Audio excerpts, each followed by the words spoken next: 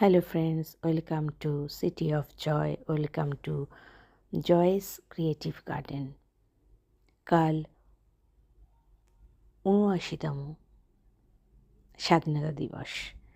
স্বাধীনতা দিবসে প্রাক্কালে চলো তোমাদের কলকাতাটা ঘুরে দেখাই। দেখো তিরঙ্গা রঙে কিরম ভিক্টোরিয়া মেমোরিয়াল সেজে উঠেছে।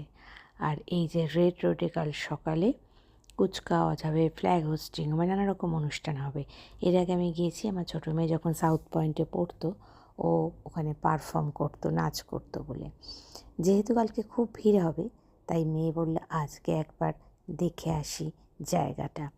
তো আমি প্রথমে ভেবেছিলাম রাস্তায় হয়তো বন্ধ থাকবে, কিন্তু আবার ট্রাফিক পুলিশকে ফোন করে জানতে পারি আজকে খোলা।